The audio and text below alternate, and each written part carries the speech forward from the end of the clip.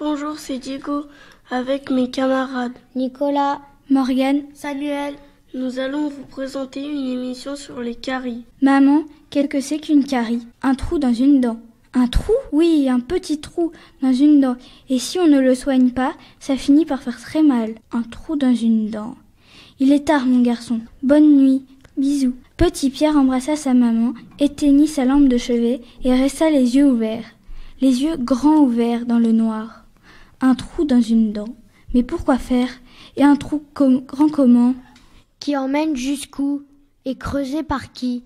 Voilà qui paraissait bien mystérieux. Il faudrait mener une enquête dès que possible. Petit Pierre fit des rêves étranges cette nuit-là. Il rêva qu'il explorait une dent gigantesque. L'escalade n'était pas facile, la dent glissait. Il n'y avait pas beaucoup de prise. Heureusement, Petit Pierre a de bons yeux, et il devina une sorte de fissure. Non, plutôt une grotte. Ce devait être ça, une carie. Il parvint à atteindre cette grotte et hésita avant d'y pénétrer. Et si la grotte était habitée? Et si les habitants de la grotte étaient méchants? Il s'y glissa malgré tout.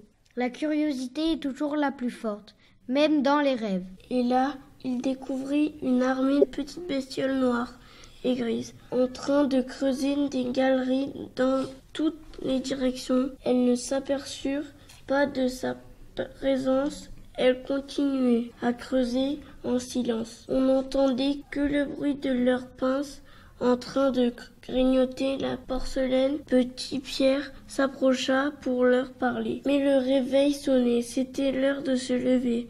C'était l'heure du petit déjeuner, puis de l'école. Et zut, se dit-il, juste quand j'allais pouvoir leur parler. Il se leva à toute vitesse et fila à la salle de bain, ouvrit grand la bouche et se colla contre la glace. Garda ses dents, une à une, pas le moindre trou, pas la moindre grotte. Dommage, papa et maman étaient déjà installés devant leur café. Ils ne sont jamais très bavards le matin.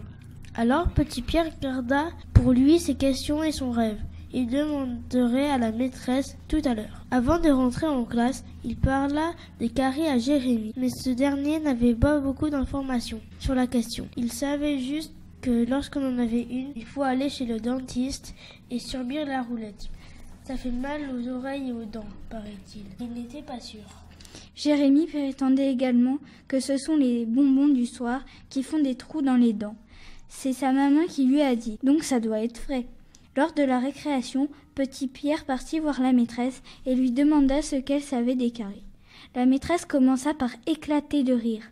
Mais voilà que deux garçons de la grande section commençaient à se bousculer de plus en plus fort, et elle dut intervenir pour les séparer, laissant là Petit Pierre et sa question sans réponse.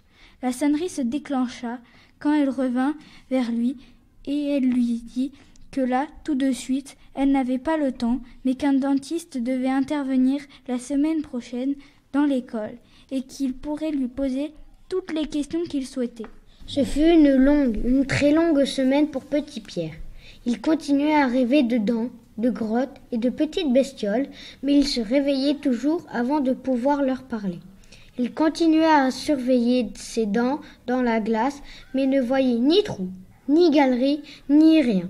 Il examina des bonbons sans détecter la moindre trace de bestiole. Qu'est-ce que ça peut être? Une longue semaine à se poser la même question.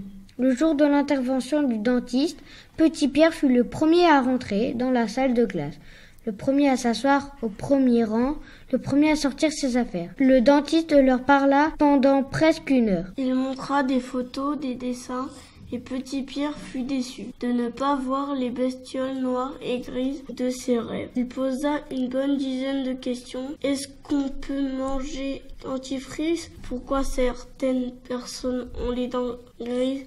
Et pourquoi les adultes accusent toujours les bonbons? Petit Pierre avait maintenant toutes les réponses à ces questions. Et il se dit que ce devait être un beau métier dentiste, chasseur de caries, mais en même temps se pencher toute la journée sur des dents abîmées, ça ne devait pas être très amusant. Et depuis ce jour-là, sa maman ne peut plus faire les courses sans que Petit Pierre ne glisse un tube de dentifrice dans le caddie. Fin.